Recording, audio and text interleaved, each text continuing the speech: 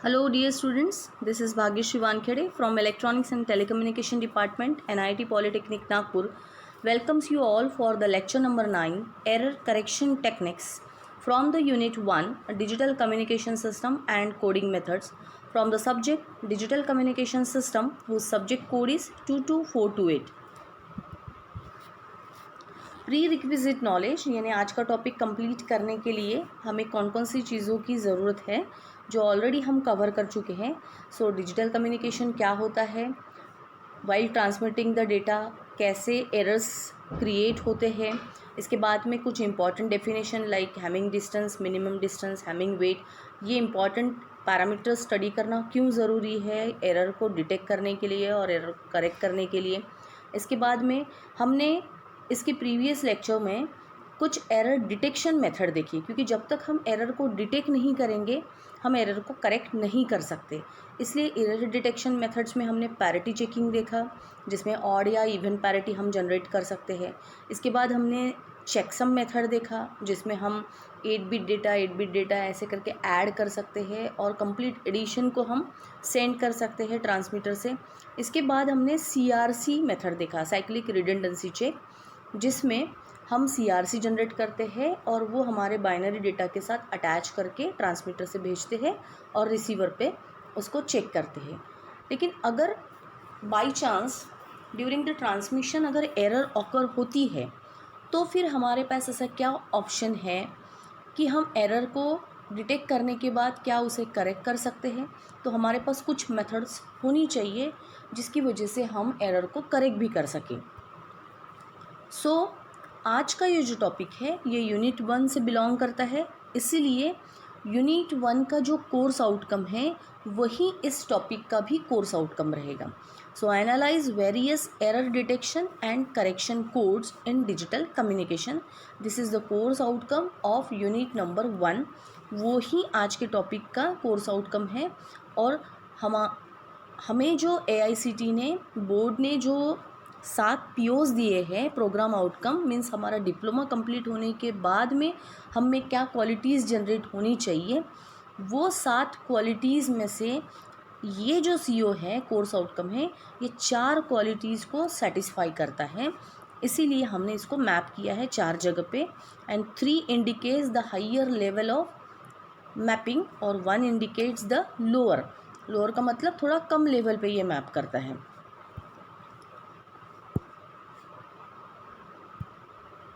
Next, what is learning outcome. तो learning outcome का मतलब होता है कि आज का टॉपिक कंप्लीट करने के बाद हमें कौन कौन सी चीज़ों का नॉलेज होने वाला है। After completing this topic we will be able to state the type of error correction techniques. अब एरर डिटेक्शन तो हमें पता है, लेकिन एरर करेक्शन वाली कौन कौन सी टेक्निक्स होती है वो हमें पता चलेगा। उसमें से लीनियर ब्लॉक कोड्स का मतलब क्या होता है, उसमें कितने बिट्स पैरिटी बिट्स होते हैं, कितने मैसेज बिट्स होते हैं और टोटल ब्लॉक की लेंथ कितनी होती है वो हमें पता चलेगा। उनको लीनियर ब्लॉक्स ही क्यों कहा जाता है ये हमें पता चलेगा। इसके बाद हम हैमिंग कोड्स का यूज़ कैसे कर सकते हैं और इसके बाद में ऐसे कौन कौन से अप्रोचेस है कि रिसीवर किस सेंस में ट्रांसमीटर को रिक्वेस्ट सेंड करता है कि एरर आई हुई है या डेटा वापस भेजिए। ये रिसीवर किस 2 टेक्निक्स के थ्रू ट्रांसमीटर को अप्रोच करता है, that is called as hand shaking modes और different approaches for error control like ARQ and FEC। तो ये क्या चीज़ें हैं ये भी हम आज के लेक्चर में देखेंगे।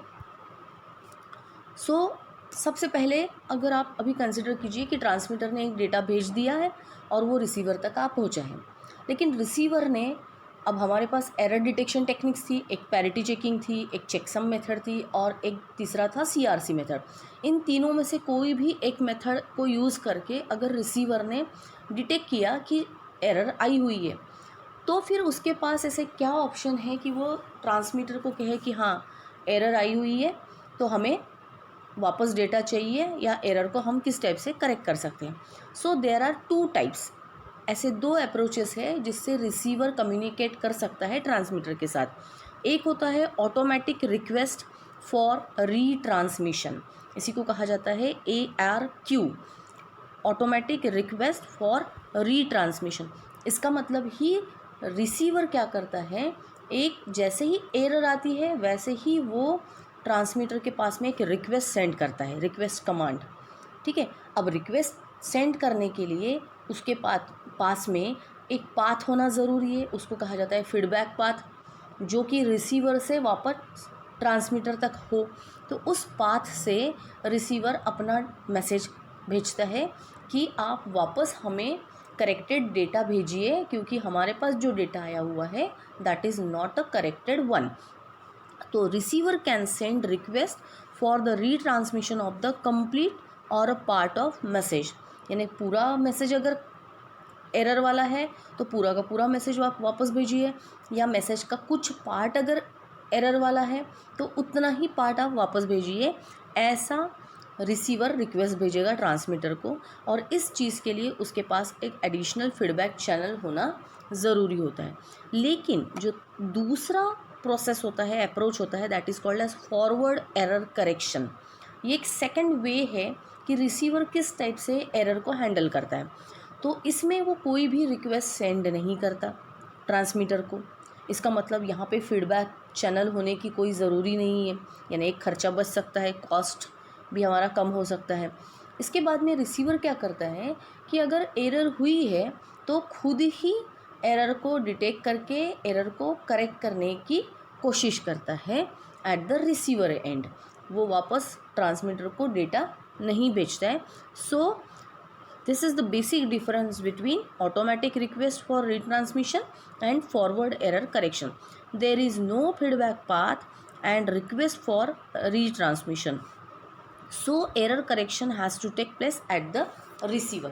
अब जितना भी डेटा रिसीवर पे आया हुआ है वो एक डेटा को दूसरे डेटा के साथ में चेक करता है, और अगर पहला कोडवर्ड दूसरा कोडवर्ड, दूसरे के साथ तीसरा कोडवर्ड, तीसरे के साथ चौथा कोडवर्ड, ऐसे एरर्स को चेक किया जाता है।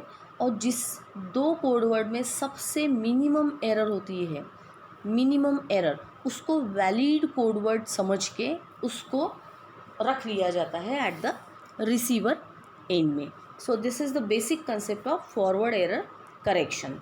अब इसके बाद में हमने जिस टाइप से एरर डिटेक्शन मेथड देखी थी, पैरिटी चेकिंग, चेकसम और CRC, मैं ये बार बार इसलिए प्रोनाउंस कर रही हूँ ताकि आप लोगों को एरर डिटेक्शन मेथड्स में डिफरेंस पता चले कि कौन सी 3 टाइप की एरर डिटेक्शन मेथड हमने पढ़ी है, parity checking, checksum method and CRC method. ये एरर को सिर्फ डिटेक्ट कर सकती है, करेक्ट नहीं कर सकती। लेकिन एरर करेक्शन टेक्निक कौन कौन से हैं? Linear block codes, convolution coding, Hamming codes and cyclic code. इन चारों में से इस यूनिट में और आपके करिकुलम में सिर्फ एक मेथड दी गई है, दैट इज़ हैमिंग कोड्स। ठीक है, तो 4 कोड के सिर्फ नाम दिए गए हैं, लेकिन एक ही कोड हमको पढ़ना है, दैट इज़ हैमिंग कोड। वो भी डिटेल में हमको पढ़ना है।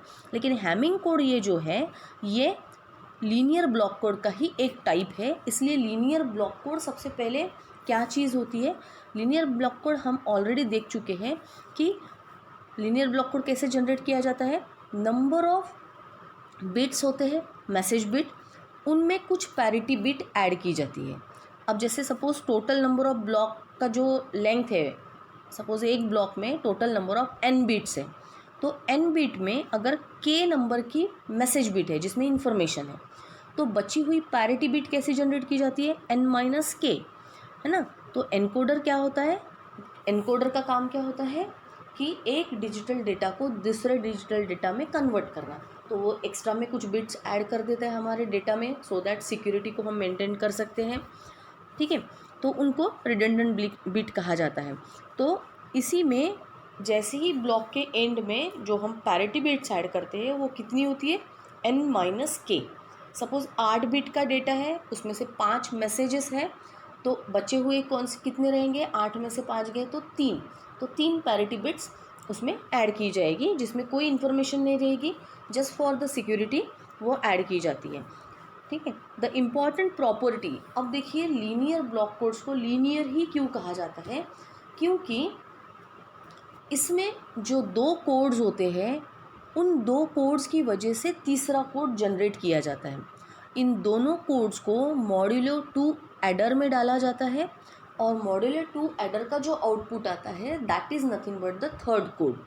अब चौथा कोड जनरेट करना है तो सेकंड और थर्ड को मॉड्यूलर में डाला जाएगा, मॉड्यूलर 2 ऑपरेटर में डाला जाएगा और फोर्थ कोड बनेगा। फिफ्थ वाले को जनरेट करना है तो थर्ड एंड फोर्थ का यूज़ करके फिफ्थ, इसीलिए उसको लीनियर कहा जाता है।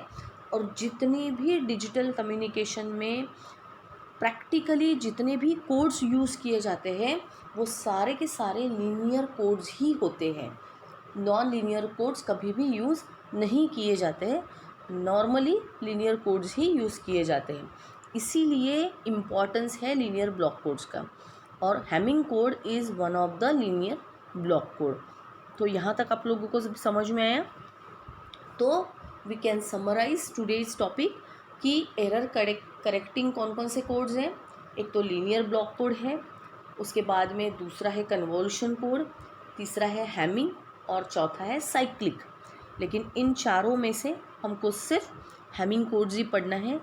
एरर करेक्शन की ज़रूरत क्यों होती है? क्योंकि अगर हमने एरर डिटेक्ट कर लिया लेकिन एरर को करेक्ट ही नहीं किया तो जो प्रॉपर इन्फॉर्मेशन ट्रांसमीटर को ट्रांसमिट करनी थी वो रिसीवर पे कभी भी प्रॉपरली नहीं आएगी। इसीलिए एरर को करेक्ट करना ज़रूरी है so that proper information carry forward हो, प्रॉपर डेटा सेंड हो और जो आगे के हमारे काम होते हैं एक प्रॉपर डेटा पे वो प्रॉपरली हैंडल हो सके। फिर इम्पॉर्टेंट प्रॉपर्टी क्या होती है लीनियर ब्लॉक कोड की, कि उसका जो तीसरा कोड होता है that is made by using first and second code by passing them to the modular 2 adder. ठीक है, ये इम्पॉर्टेंट प्रॉपर्टी होती है। और पूरे प्रैक्टिकली यानी जितने भी डिजिटल कम्युनिकेशन में कोड यूज़ किए जाते हैं वो सारे के सारे लीनियर कोड्स ही होते हैं। So thank you dear students for watching this video, and in the next lecture, lecture number 10, we are going to conduct the material regarding the Hamming codes. Hamming codes को कैसे solve किया जाता है, Hamming codes के numericals कैसे solve किए जाते हैं, हैमिंग कोड्स क्या होता है, उसके क्या रूल्स होते हैं, कौन से जगह पे पैरिटी को सेट किया जाता है ना, कितना उसका यूज़ होता है एरर करेक्शन और एरर डिटेक्शन में, वो हम प्रैक्टिकली देखेंगे सो दैट आपको प्रैक्टिकल जो हैमिंग कोड के ऊपर में जो प्रैक्टिकल्स है उसमें भी आपको आसानी होंगी उनको समझने के लिए। सो थैंक यू स्टूडेंट्स।